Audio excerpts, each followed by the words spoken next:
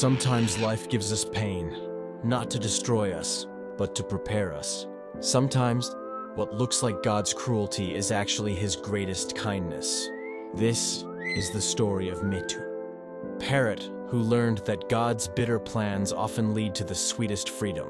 High in a big city house by a sunny window, there stood a golden cage. Inside it lived Mittu, a bright, colorful parrot with red feathers and eyes full of dreams. He was loved by everyone. His owner, a rich merchant, fed him the best fruits, apples, mangoes, grapes. Guests would stop and admire him. Such a beautiful bird, they'd say. Mittu would smile, but inside he felt empty, because every day, through the golden bars, he watched other birds flying free across the blue sky. He'd whisper softly, "I have everything, except the sky." Every night before sleeping, he'd pray, "God, please, let me fly, even just once." He didn't know that God had already heard him. He just didn't know how God answers prayers, sometimes in ways that hurt first and heal later. One night the sky turned gray. The wind howled, the rain fell hard. The merchant rushed to close the windows, but one was left open. The storm shook the house. The golden cage fell, crashing to the floor. The door burst open, and Mittu was thrown out into the raging storm. Lightning flashed. Thunder roared. Mittu screamed, "Help! Help!" But no one heard him. Cold and drenched, he flapped, his wings for the first time in his life. Unsteady, scared, and weak.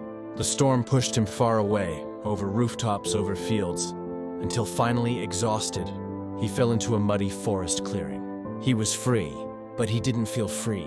His feathers were soaked, and for the first time he realized he was hungry.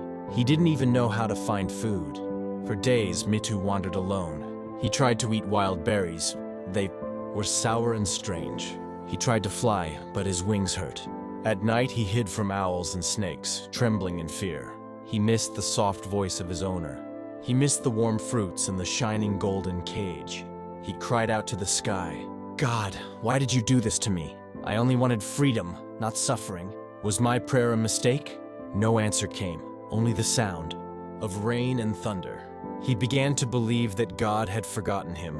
One morning, weak and tired, Mittu collapsed under a big banyan tree. He thought his life was over, but then he heard laughter, the sound of other parrots, bright green and red parrots, dozens of them, flying joyfully from tree to tree. One of them landed near him. It was an older parrot with kind eyes. He said, "You look lost, little one. Where are you from?" Mittu replied softly, "I lived in a golden cage, but the storm broke it. I've lost everything." The elder smiled. "No, my child, you haven't lost anything. You've found the sky." The other parrots fed him fruits. Day by day, Mittu grew stronger. He learned to soar high above the trees, feeling the wind beneath his wings. For the first time in his life, he felt alive. One bright morning, while flying over the forest, Mittu looked far, into the distance.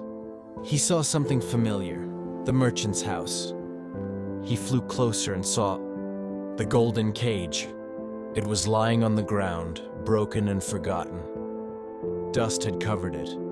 Mittu perched on a branch and whispered, "If that storm had never come, I would still be there, still in that cage, still dreaming of the sky."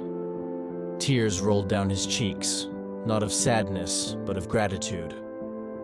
He finally understood. God hadn't been cruel. He had been kind, in his own mysterious way. Sometimes God destroys what you think is keeping you safe, because He knows it's actually keeping you small.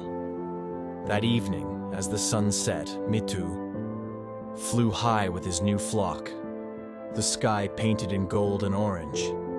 The wind carried his joyful cry across the forest. He whispered, "Thank you, God. Your plan was bitter, but it set me free.